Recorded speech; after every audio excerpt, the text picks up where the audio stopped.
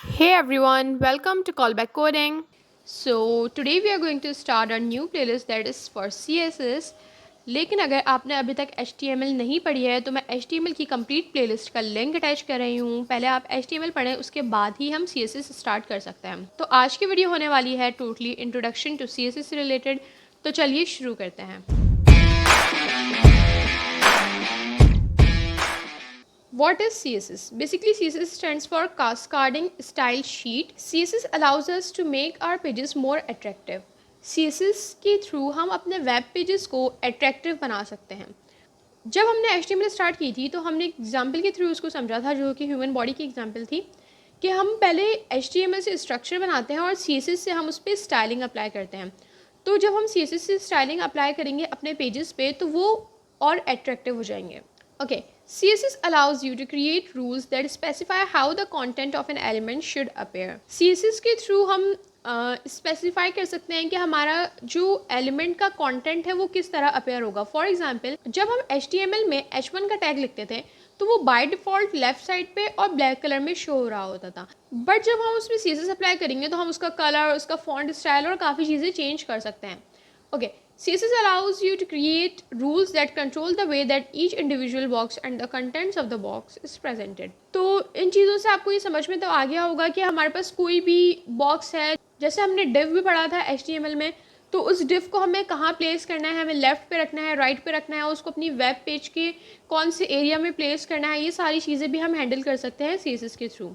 Okay, सो यहाँ पे हमारे पास एक पिक्टोरियल एग्जांपल है HTML and HTML plus CSS की।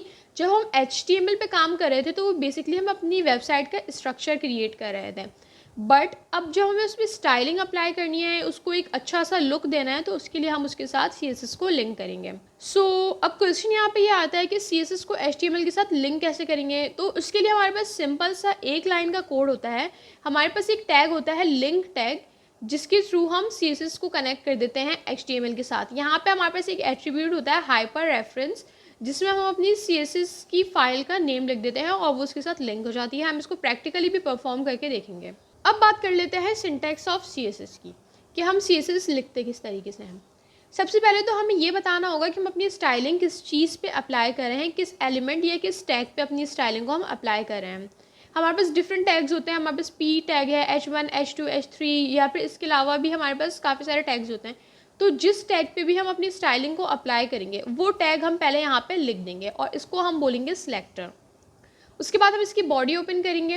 अब हमारे पास आएगी प्रॉपर्टी। प्रॉपर्टी जो है ये हमारे पास CSS की काफ़ी सारी प्रॉपर्टीज़ हैं जो हम आगे की वीडियोज़ में इंशाल्लाह डिस्कस करेंगे। यहाँ पे एक प्रॉपर्टी गिवन है कलर की। मुझे कलर चेंज करना है अपने पैराग्राफ का, तो ये जो कलर है ये हमारी हो गई प्रॉपर्टी। इसके बाद हम लगाएंगे यहाँ पे कोलन और उसके बाद इस प्रॉपर्टी की वैल्यू लिखेंगे। अब मुझे जो भी कलर अप्लाई करना है वो मैं यहाँ पे लिख दूँगी, ब्लू, पिंक, पर्पल, या जो भी कलर अप्लाई करना है। और उसके बाद हम इस लाइन को, इस स्टेटमेंट को टर्मिनेट करेंगे स्टेटमेंट टर्मिनेटर से, और फिर हम उसकी बॉडी को क्लोज कर देंगे। तो ये एक सिंपल सा सिंटैक्स है CSS का। इसके बाद हम बात कर लेते हैं CSS की कुछ टाइप्स की। हमारे पास 3 डिफरेंट टाइप्स होती हैं CSS की: inline CSS, internal CSS and external CSS। Inline CSS में हमारे पास ये होता है कि अगर मेरे पास एक टैग लिखा हुआ है, लेट्स सपोज P टैग है, तो मैं उसी टैग में एट्रीब्यूट दूंगी स्टाइल का और वहीं पे CSS अप्लाई कर दूंगी। इंटरनल CSS ये होती है कि मेरे पास index.html की फ़ाइल है, तो मैं उसी के अंदर CSS का भी कोड लिख दूंगी। और फिर हमारे पास आती है एक्सटर्नल CSS। एक्सटर्नल CSS में ये होता है कि हम अपनी CSS की फ़ाइल अलग बनाते हैं। अब हम चलते हैं VS कोड की तरफ और हम वहाँ पे ये तीनों टाइप्स को भी समझते हैं और CSS का सिंटैक्स भी देखते हैं। यहाँ पे मैंने अपना VS कोड ओपन कर लिया है और इधर आके मैंने एक फ़ाइल बना ली index.html। अब एक काम हम ये करते हैं कि यहाँ पर हम इसका बेसिक स्ट्रक्चर लिख देते हैं और यहाँ पे मैं टाइटल लिख देती हूँ लर्निंग CSS।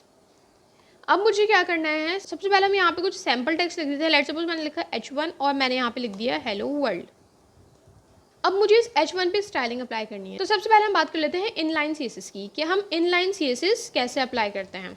मैंने यहाँ पे H1 के मेरे पास जो टैग है, ओपनिंग टैग, यहाँ पे आके मैंने एक एट्रीब्यूट लिखा स्टाइल और उसके बाद लेट सपोज मुझे इसका कलर चेंज करना है, तो मैंने यहाँ लिखा कलर। अब ये जो कलर है ये हमारे पास प्रॉपर्टी है, अब मुझे इसकी वैल्यू देनी होगी, तो मैंने यहाँ पे लिख दिया पिंक।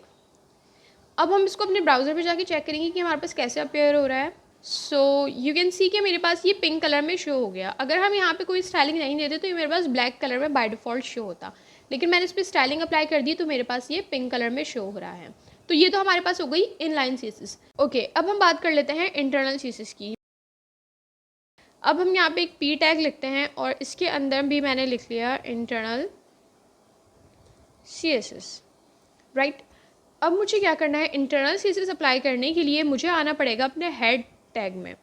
ये मेरे पास हेड का टैग है, यहाँ पे ये क्लोज हो रहा है और यहाँ पे आके मैंने लिखा है एक स्टाइल टैग और उसके अंदर अब मुझे अपना सिलेक्टर देना पड़ेगा। लेट सपोज कि मुझे स्टाइलिंग अप्लाई करनी है पी पे, तो मैंने यहाँ पे लिखा पी और मैंने यहाँ पे कर्ली ब्रैकेट्स ओपन कर दिए और इसके बाद मुझे यहाँ पे प्रॉपर्टी लिखनी पड़ेगी। अब हम एक काम ये करते हैं कि इसका कलर कर देते हैं रेड।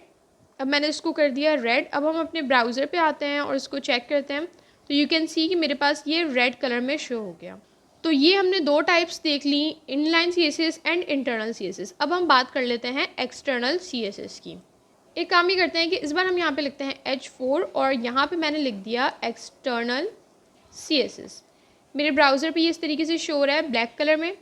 अब हमें क्या करना है, अब मुझे एक फ़ाइल क्रिएट करनी है। मैंने यहाँ पे आके एक फ़ाइल क्रिएट की style.css और अब मुझे यहाँ पे अपना सिलेक्टर लिखना है, दैट इज़ H4। मैंने यहाँ पे लिख दिया H4। मैंने इसकी बॉडी ओपन की और मैंने इसका कलर कर दिया लेट्स सपोज पर्पल। ये तो हमारे पास एक सिंपल सा सिंटैक्स है। अब मुझे क्या करना है, मुझे इस फाइल को HTML के साथ लिंक करना है। उसके लिए मैंने हेड टैग में ही आके एक टैग लिखा दैट इज़ लिंक और इसके बाद मुझे यहाँ पे इसका रेफरेंस देना है और रेफरेंस में मुझे अपनी फ़ाइल का नेम लिखना है। मैंने कहा style.css और यहाँ पे मेरे पास शो हो गया। अगर हमने अपनी फ़ाइल का नेम कुछ और रखा होता तो हम वो नेम यहाँ पे लिखते हैं। अब हम इसको ब्राउज़र पे आके चेक करेंगे तो यू कैन सी कि हमारे पास ये पर्पल कलर में शो हो रहा है। Okay guys, so that was it for the video. If you guys have any query, ask me in the comment section and don't forget to like, share and subscribe to my channel Callback Coding. So see you in the next video. Thank you.